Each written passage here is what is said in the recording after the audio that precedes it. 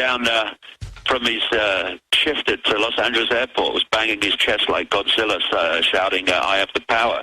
This is the mentality that we're dealing with, and it's been systematically done, and therefore the relationship, the dynamic between law enforcement and police and government and police has now dramatically changed, and they want to push us down this road even to more extreme levels because they want their New World Order enforced by thuggery, and we're seeing it now, and it's not in the future, it's sometime never over the rainbow, we're living it. Well, Hitler, with his brown shirts, hired all the criminals, as Stalin unleashed them all out of the prisons and made them commanders. It's exactly the same principle. You know, what you see is a blueprint. I see blueprints everywhere. And, of course, if you get something that works, well, why change it? So, therefore, it becomes a blueprint. Therefore, you can see it through the generations and in different historical situations. It's absolutely the same. It's absolutely the same as what happened in Nazi Germany and Stalinist Russia and the Soviet Union that followed. That's exactly the blueprint, the Chinese blueprint. It happens there in a very incredible way, obviously. If I was a film director and I was doing central casting for a dystopic nightmare future for a checkpoint, I'll finish the story when we come back. David Icke will get into Iran straight ahead.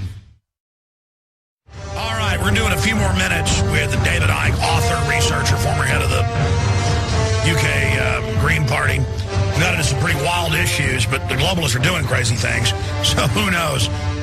But we were talking about how, on record now, they psychologically profile police to be narcissistic people that want to dominate, and then they also then profile for psychopaths to put them, what they call them, high-functioning psychopaths, in the command positions. Now, they haven't completed this conversion yet, but they're starting to get close. And Hitler, of course, hired a bunch of thugs, the brown shirts. We talked about what happened with Stalin opening up the prisons and putting aggravated felons and rapists and murderers in command positions. This is what tyrants do, and you were mentioning that it's a blueprint, and it is. They hired the former head of the Stasi, Marcus Wolf, to set up Homeland Security. That's on record. You can't make this stuff up, but if I was doing central casting, David, for a dystopic future America under a police state, I would in casting, I would hire thuggish-looking, crazy-eyed-looking, mean people who would have, slit, their eyebrows down, looking through slits, hatefully, when families drive up to a checkpoint. It's not enough to have them in black uniforms strutting around like third-world countries. They've got to be looking at you with hate. And, man, you pull up to these warrantless checkpoints now. I've actually pulled up to them, but they've got them all over the country. And they'll tell you, get out of that car, get over there. I mean, and you watch them. And I've been in New York and seen the Hercules teams, guys in black uniforms with their guns. They just get off and everybody looking at them. They'll sit there for 10 hours just getting off and everyone's scared of me. I'm powerful. It looks clownish to those of us that are real men and realize just what a pile of weak cowardice they are. You can see the weakness right there in front of you. Real man wants to defend humanity and is strong. They want to stand around and bug their eyes out and cops ordering people around. And I've been in New York a few months ago, and there was a parade out there when I went for a walk, and they were just barking at people and looking at everyone. I mean, if I made a dystopic movie, David, it could not, if the police acted this thuggish and hateful towards the public, and it's not like this in all cities, you wouldn't believe the movie because it would be too over the top. Do you see what I'm saying?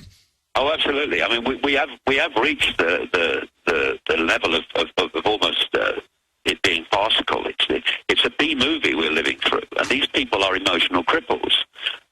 People who are deeply, deeply insecure have to externalize their sense of success. People who have security or are secure within themselves, they're happy just to live their lives. They don't need people constantly confirming how powerful they are or how important they are or successful they are. And so the insecure people, they're the ones that drive down the street at 5 miles an hour in the Bentley so everyone can see them and all that stuff, because they need externalized confirmation that they're okay people. This is why people want more and more money. Oh, we've got a bigger house, and they're externalizing their insecurity, and you get the same process with these emotional cripples in uniform. They're externalizing their sense of self, because by frightening people and intimidating people and watching the people being intimidated, they get their sense of power, their sense of how big they are, because they're just pathetic. I mean, they are little boys in short trousers. That's what I see.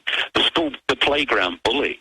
You know, I had a childhood experience with a playground bully, which actually taught me a lot about the rest of my life, actually.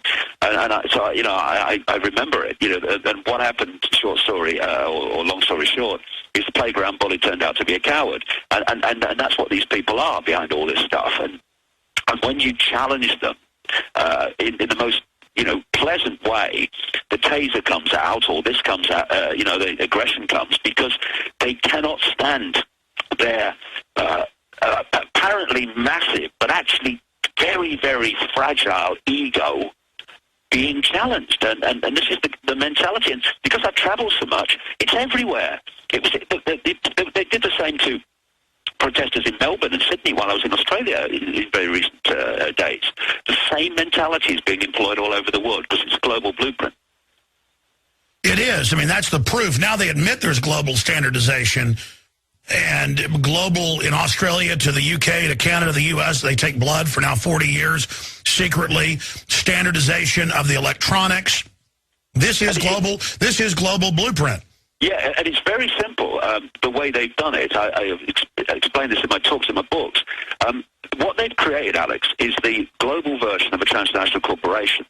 The headquarters at operational level is in Europe, in places like Belgium, City of London, Rome, Germany, France, and to an extent America, but not as much as you think. You know, what they've done with America is they've set America up as four guys. So America fires the bullets, but they're overwhelmingly loaded in Europe. Yeah, we've always been the big enemy because we went against them for a short period. We're set up to take all the blame, pay for everything, and then be destroyed. Exactly that. That's exactly the story. If you look at McDonald's, they have a headquarters in Europe, and then they have subsidiaries all around the world.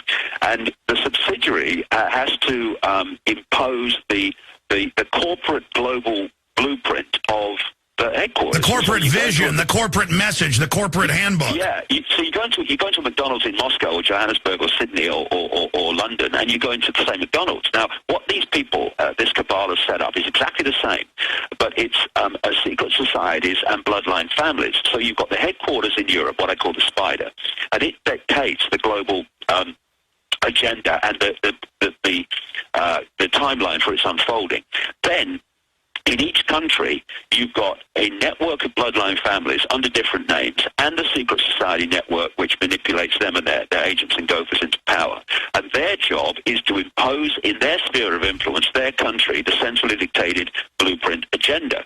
And therefore, the same things are coming in, like smart meters and all this stuff, all over the world at the same time.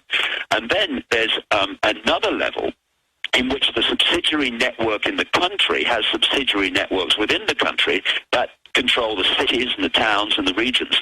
And so it's this kind of holographic blueprint where every part of the network is a smaller version of the whole, that they can orchestrate this global agenda through. And it's been in place now for a long time. And this is where it's working. And this is why you'll find the same narcissistic, psychopathic personality being employed in law enforcement all over the world, because it's centrally dictated through this network.